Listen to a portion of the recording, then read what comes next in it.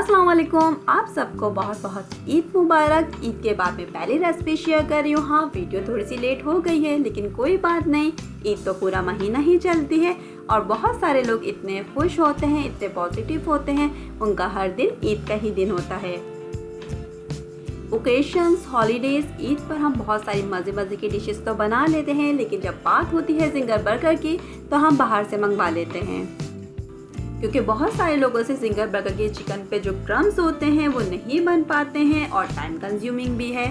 तो ऐसा बिल्कुल भी नहीं है, आप बहुत आसानी से ज़िंगर बर्गर घर पे ही बना सकते हैं और जिसकी चिकन पे जो क्रम्स होते हैं वो भी बहुत आसानी से बन जाते हैं। रही बात टाइम कंज्यूमिंग की, अगर आप टाइम को मैनेज करके बनाएं तो आप बहुत जल्दी से ज़िंगर बर्गर बना सकते हैं।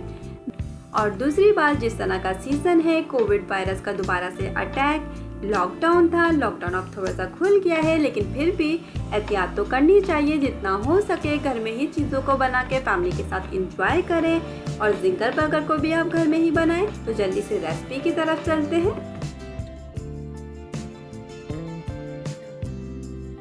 चिकन में चेस्ट का पीस लिया है 363 ग्राम, इसमें 5 पीस बने हैं, एक पीस 72 ग्राम का है। मैं इतने पतले पीसेस नहीं लेती थी, मैं हमेशा चिकन चेस्ट पीस साबुत घर पे लाके ही उसके पीसेस बनाती थी, तो एक पीस 100 ग्राम या इससे अबव होता था। लेकिन इस दफ़ा शॉप से बनाया तो इतने ख़राब पीस बना के दिए थे, एक तो ये बहुत पतले भी थे और दूसरा कि 2 पीस इतने ख़राब बनाए थे कि वो फट गए थे, चिकन टूट रही थी, वो तो मैंने हटा दिए हैं। लेकिन आपको ज़िंगर बर्गर बनाना हो तो चिकन का चेस्ट का पीस घर पे लाके ही उसके पीसेस बना लें तो ज़्यादा अच्छा होगा।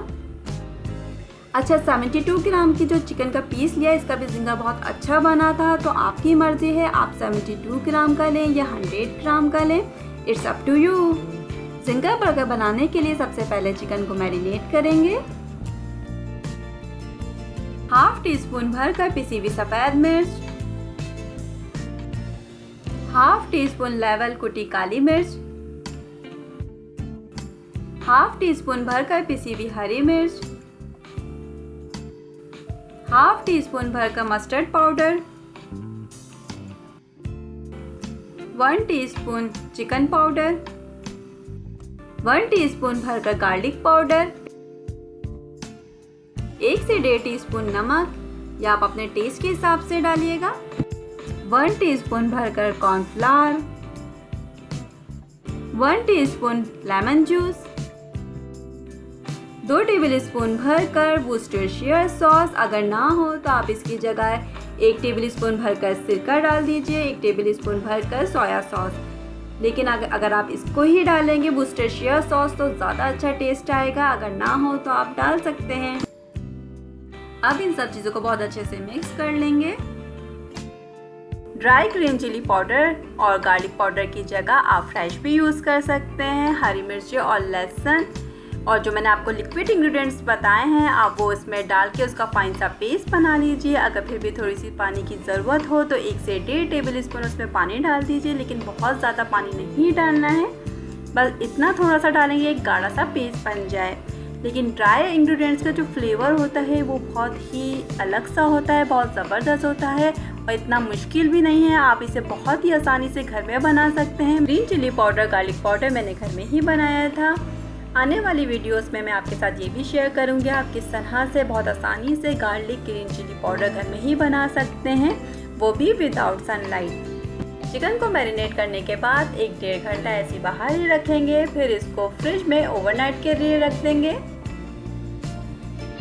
मैरिनेशन की जो चीज़ें होती हैं, अगर आप जो है वो ओवरनाइट रखें तो बहुत ही अच्छा टेस्ट आता है, लेकिन अगर टाइम नहीं है तो कम से कम 1-2 घंटे तो मैरिनेशन को टाइम ज़रूर दीजिए। चिकन की कोटिंग बना लेते हैं जिससे क्रम्स बनेंगे।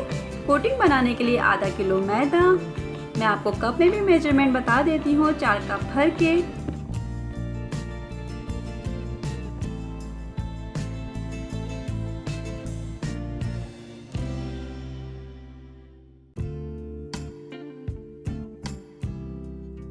आधा कप भर के कॉर्नफ्लावर, 1 टेबल स्पून और डालेंगे,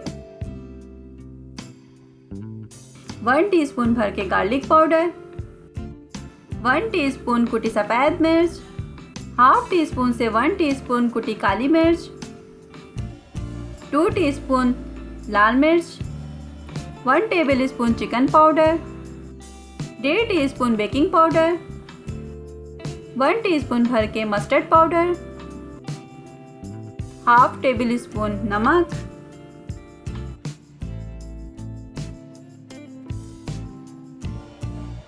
अगर आपको चिकन बहुत ज़्यादा ड्राई लगे तो 1-2 टेबल स्पून पानी डाल के उसे मिक्स करें ताकि चिकन हल्की सी वेट हो जाए। जब आप उसे मैदे की कोटिंग में डालें तो उस पर मैदा अच्छे से चिपक जाए। चिकन को मैदे में डालने के बाद 5 से 6 बार इस तरह से प्रेस करेंगे। चिकन को मैदे से पकड़ के ही टर्न करेंगे और चिकन को बहुत अच्छे से कोट करना है। चिकन की कोटिंग करने के बाद इसे बहुत ज़्यादा ठंडे पानी में डिप करेंगे। पानी को पहले ही मैंने फ्रीज़र में रख दिया था, इसके अंदर हल्की हल्की से आइस क्रिस्टल भी हैं। डिप करने के बाद चिकन को थोड़ी देर इसी तरह ही रखेंगे ताकि जो इसमें एक्स्ट्रा पानी है वो निकल जाए। फिर दोबारा इसको मैदे में डालेंगे। चिकन को मैदे में डालने के बाद 1-2 बार प्रेस करेंगे। फिर हाथ को इस तरह से करेंगे ताकि इसमें क्रम्स बन जाए। अभी मैं सिंगल कोटिंग कर रही हूँ क्योंकि मेरी अम्मी को बहुत ज़्यादा कोटिंग पसंद नहीं है। तो घर में बनाने का फ़ायदा यही होता है कि अगर आपको कोई चीज़ ना पसंद हो तो आप उसे कम कर सकते हैं। लेकिन मैं आपको डबल कोटिंग भी दिखाऊंगी। आप ये देख सकते हैं सिंगल कोटिंग के भी क्रम्स कितने अच्छे बने हैं। अब इसको फ्राई करेंगे। तेल को दरमियाना गरम करना है और दरमियानी ही आंच होनी चाहिए, बहुत ज़्यादा तेल गरम नहीं होना चाहिए। तेल कढ़ाई में इतना होना चाहिए कि जब उसमें चिकन डालें तो वो नीचे ना लगे, वरना क्रम्स जल सकते हैं। इसे डीप फ्राई करना है। अब मैं चिकन के दूसरी पीस को भी कोट कर लेती हूँ। इस पर मैं डबल कोटिंग करूँगी। चिकन को मैदे में डालने के बाद 5 से 6 बार या 6 से 7 बार प्रेस करेंगे। फिर इसको पानी में डिप करने के बाद दोबारा मैदे में डालेंगे। 2 से 3 बार प्रेस करेंगे। फिर हाथ से इस तरह से करेंगे कि क्रम्स बन जाएं। फिर इसे दोबारा पानी में डिप करेंगे। फिर दोबारा इसे मैदे में डालेंगे। फिर 2 से 3 बार प्रेस करेंगे। फिर हाथ से इस तरह से अच्छे से क्रम्स बनाएंगे। पानी में डिप करने के बाद जब दोबारा मैदे में डालेंगे तो उसे प्रेस ही करना है। हाथ से इस तरह से करके क्रम्स नहीं बनाना है, पहले प्रेस करेंगे फिर क्रम्स बनाएंगे। आखिर में जो मैदा बच जाए उसे मोटी वाली छन्नी से छान के आप फ्रिज में रख सकते हैं, ये ख़राब नहीं होता है। इतने मैदे से मैंने 7 चिकन के पीस की कोटिंग की थी और थोड़ा मैदा बच भी गया था। अगर आप चाहें तो मैदे की क्वांटिटी कम भी कर सकते हैं, लेकिन सिंगल बर्गर के चिकन बनाने के लिए मैदा ज़्यादा ही चाहिए होता है। आप ये देख सकते हैं डबल कोटिंग के भी बहुत अच्छे से क्रम्स बने हैं। अब इसको फ्राई कर लेते हैं। मैं चिकन पे पहले से कोटिंग करके नहीं रखती हूँ, मैं चिकन पे कोटिंग करती जाती हूँ और फिर उसे डीप फ्राई के लिए डाल देती हूँ।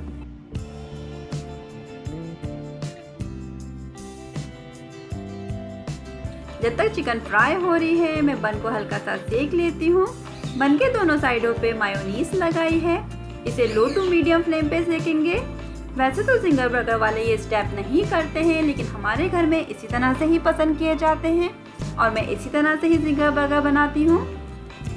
ये स्टेप ऑप्शनल है, लेकिन आप एक सिंगल बर्गर के बन को मायो के साथ इस तरह से सेक के बनाएं और फिर बताइएगा कि आपको कैसा लगा।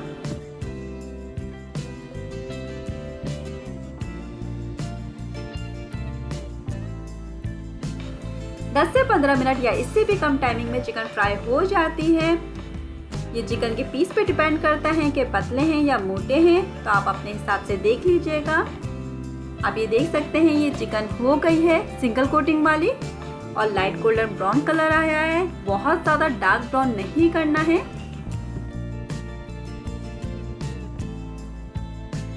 डबल कोटिंग वाली भी चिकन फ्राई हो गई है। अब इसको निकाल लेंगे। अब हम सिंगल बर्गर की असेंबलिंग करेंगे। जितनी भी सॉसेस हैं ये सारी होममेड हैं। इनकी रेसिपीज मैं आपके साथ ज़रूर शेयर करूंगी। सबसे पहले मरीनारा सॉस लगाएंगे। ये बहुत ही ज़बरदस्त सॉस होती है। इसे बर्गर, सैंडविचेस और पास्ता में यूज़ करते हैं।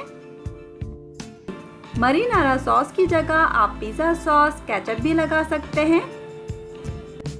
इसके बाद आप बंद गोभी का पत्ता या सलाद का पत्ता भी रख सकते हैं। कॉल्सो बंद गोभी और मायोनीज की जो ड्रेसिंग बनती है इसके ऊपर वो रखेंगे। चिकन, चीज़ स्लाइस को आप जब भी रखें तो गरम गरम चिकन पे ही रखें ताकि वो अच्छे से मेल्ट हो जाए। चीज़ के ऊपर मस्टर्ड मायोनीज डालेंगे। बन के ऊपर वाले हिस्से पे जिंगर बर्गर सॉस लगाएंगे और थोड़ी सी प्लेन मायोनीज लगाएंगे। जिंगर बर्गर के साथ फ्राइज तो सर्व करते हैं, लेकिन मैं इसके साथ ये सैलेड ज़रूर बनाती हूँ क्योंकि ये बहुत अच्छी लगती है जिंगर बर्गर के साथ और साइड डिश भी हो जाती है। एक जिंगर बर्गर, थोड़े से फ्राइज और इतनी सैलेड एक सर्विंग के लिए काफ़ी होती है। जिंगर बर्गर की रेसिपी और इसे किस तरह से असेंबल करना है ये मैंने आपको बता दिया है। तो अब से आप जिंगर बर्गर घर पे ही बनाएं और फैमिली के साथ एंजॉय करें।